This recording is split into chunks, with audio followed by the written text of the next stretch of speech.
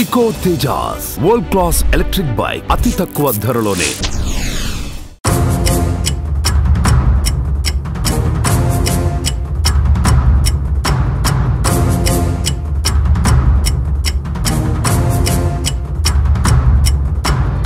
ప్రముఖ యూట్యూబర్ హర్ష సాయి పైన కేసు ఇప్పుడు 2 తెలుగు రాష్ట్రాల్లో సంచలనంగా మారింది. వివిధ మాధ్యమాల ద్వారా ప్రజలకు సేవ చేస్తున్నామంటూ గత కొంతకాలంగా యూట్యూబ్ల ద్వారా ఫేమస్ అయినటువంటి హర్ష సాయి పైన కేసు నమోదైంది. ప్రస్తుతం నర్సింగి పోలీస్ స్టేషన్ వద్ద మనం ఉన్నాం.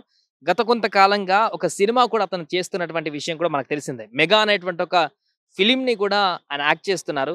సరిగ్గా ఇదే మంత్ సెప్టెంబర్ 17న 2023న మెగా సినిమాకి సంబంధించినటువంటి ఒక టీజర్ ని కూడా అఫీషియల్ గా రిలీజ్ చేసి అతి త్వరలో ఆ సినిమా రిలీజ్ కాబోతుందంటూ కూడా ఇంట్రడ్యూస్ చేసినటువంటి సందర్భాన్ని మనం చూసాం. అప్పుడు పెద్ద ఈవెంట్ కూడా కండక్ట్ చేశారు హర్ష సాయి.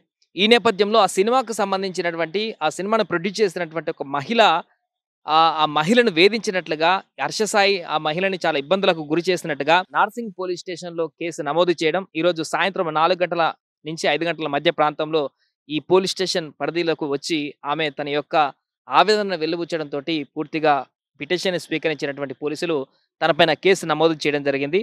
328, 376/2, 354, 376 ఎన్ సెక్షన్ల కింద కేసు నమోదు చేయడం జరిగింది. పూర్తిగా మనం చూస్తున్నాం నార్సింగ్ పోలీస్ స్టేషన్ వద్ద తాజా పరిస్థితి ఇది.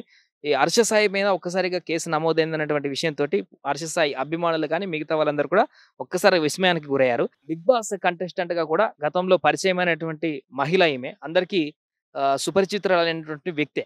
సో ఈమె హర్ష సాయితో పరిచయం ఏర్పడినటువంటి తర్వాత ఈ యొక్క సినిమాకు సంబంధించినటువంటి ప్రొడక్షన్ సంబంధించినటువంటి దాంట్లో కూడా శ్రీ పిక్చర్ బ్యానర్ లో కూడా బ్యానర్ తోటి హర్ష సాయి హీరోగా మెగా అనేటువంటి మూవీని నిర్మించింది ఈమె.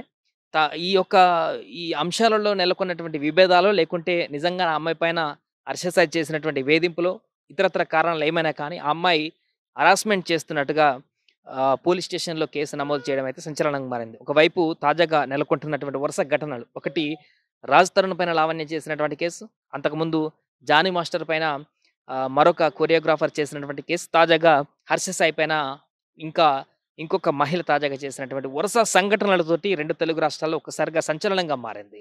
సో వరుసగా అమ్మాయిల పైన వేధింపుల కేసులు పెరగడంతో ఇండస్ట్రీలో, ముఖ్యంగా ఇండస్ట్రీలో ఏం జరుగుతుంది ఏంటనేటువంటి విషయం కూడా చాలా ఆసక్తికరంగా మారినటువంటి విషయం. దీనిపైన ఇప్పటికే సినీ ఇండస్ట్రీకి సంబంధించినటువంటి పెద్దలందరూ కూడా జానీ మాస్టర్ కేసు కానీ అంతకుముందు అటువంటి కేసుకు సంబంధించి కూడా వాళ్ళ యొక్క అభిప్రాయాన్ని తెలియజేసినటువంటి సందర్భంలో తాజాగా ఈ విషయం పైన ఏ రకంగా వారి అభిప్రాయాన్ని వ్యక్తం చేస్తున్నారు, ఈ విషయం పైన ఏ రకంగా స్పందిస్తారనేది ఆసక్తికరంగా మారింది. తాజాగా హర్ష సాయి అంటే ప్రతి ఒక్కరికి తెలిసినటువంటి విషయమే. యూట్యూబ్లో ఆయన పేదలకు సహాయం చేస్తామంటూ, లేకుంటే దిగువ స్థాయిలో ఉన్నటువంటి వ్యక్తులకు ఇల్లులు కట్టించడం, రకరకాలైనటువంటి కాన్సెప్ట్లతోటి యూట్యూబ్లో చాలా పాపులర్ అయినటువంటి వ్యక్తి.